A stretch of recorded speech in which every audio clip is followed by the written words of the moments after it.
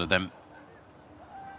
Starter sends them on the way. Zatara Magic was slow. Zatara Magic did not get a good start.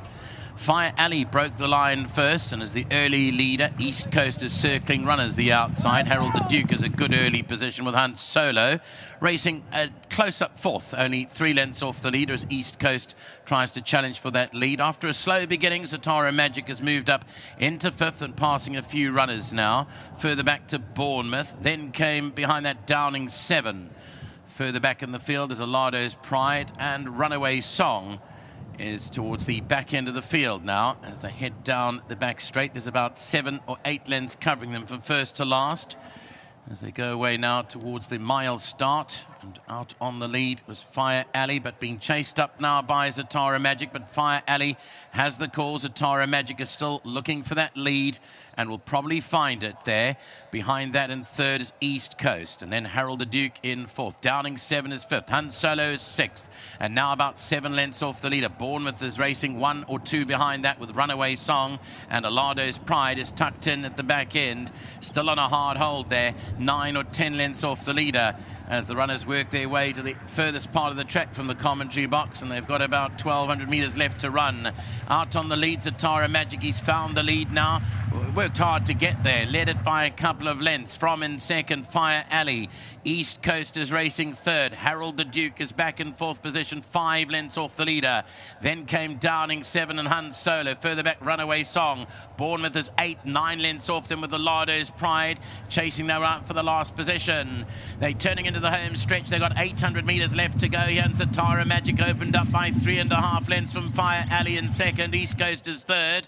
Then came Harold the Duke in 4th position. Hunt Solo's up the centre, 5-6 to go. Bournemouth starts to make progress down towards the inside. Then came Runaway Song. Downing 7 towards the outside, and Alado's Pride is still 8 lengths off the leader. 400 to go. Zatara Magic is the leader. Bournemouth is coming home strongly down the inside. Fire Alley, then Hunt Solo and Harold the Duke. Further back to East Coast, it's Zatara Magic, 280 to go. Bournemouth comes home powerfully down the inside. Harold the Duke is running on behind that Fire Alley, and then Hunt Solo, and Bournemouth has struck the front here in the Lakeside handicap, and it's race over. Bournemouth and Richard Ferree will pull clear to win it by a good 3 or 4 lengths from Zatara Magic in 2nd. 3rd, Fire Alley. 4th will go to Harold the Duke. Hunt Solo, Alado's Pride, then Runaway Song, East Coast, and Downing 7.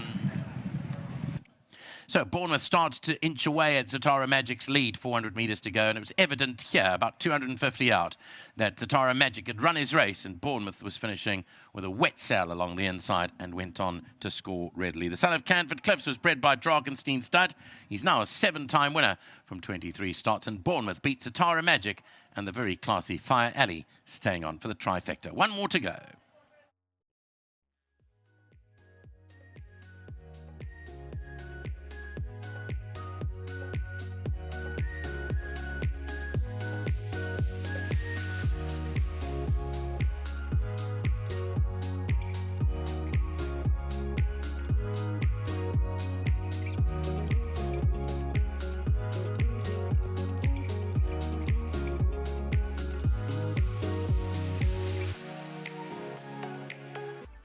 Welcome back. Our feature this afternoon, the Lakeside handicap. Yep, and we got it spot on when we dug deep, and we saw a year ago, almost to the day, was the last time that Bournemouth won, and that was the Lakeside handicap. A whole year later, back in the winner's box, lightning strikes twice this afternoon. On collateral form lines was the horse to beat and top rider Richard Ferree. With me, the money is going to go to Eva. He is the groom. He's getting the 1,500 Rand from World Sports Betting, and Godfrey's going to be collecting it on Eva's behalf. So well done to Eva.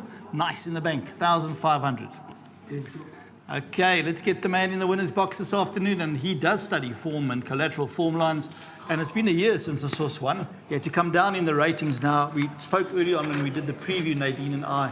When you look at the collateral form lines and you circle, he had 60% of this field stone cold at the turnaround in weights as his rating has come down. Very true. Sadly, when you win these races, you get a penalty from the handicapper. Yeah, last season this was a listed race, and obviously now it's a non-black type race, but prize money is still there, you know. He won, I think he won by almost 4.5 lengths last season when he won this race, and you got a proper hiding from the handicapper, and he's never too far off, and there's not always races for him, so you got to run him in shorter distances just to keep him ticking over. And when this race came out, and I was happy about it, I was like, yeah, he's got 54.5 kilos. I'll make the weight, and it's going to be a good race. So I'm just glad he won. So well done to everybody concerned, and obviously to my sponsors at Richmond. Richard, touching on your weight, we never even look at you as being a weight issue at all. But because you're always riding these horses at the top of the scale anyway. But how difficult is it for you to ride 54.5, just for the viewers out there? Look, at the moment it's good. I rode in the Cape Meet. What do you wake up? Oh, that varies. Sometimes 55. But Yeah.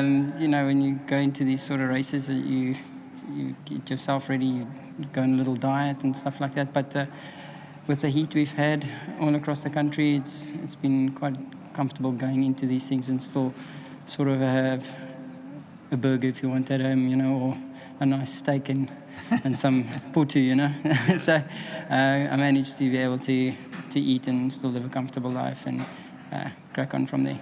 All right, nice to share with the viewers out there. Thanks, Richard. Well done. Awesome. Thank you very much. There we go. Richard Fourie, 54.5 in the saddle this afternoon. Alan Greaves going to come and chat to us as well. And it's been a good race for him. He's won it more than just with this horse in the past as well over the years, Alan. You'll be happy with that. And all the owners out there, and to my soccer mate from many years back, John Lamb, well done to him. I see he's still part owner. Yeah, well done to all concerned, John, Louis Grammer, Dante Ciccini, myself and Glennifer.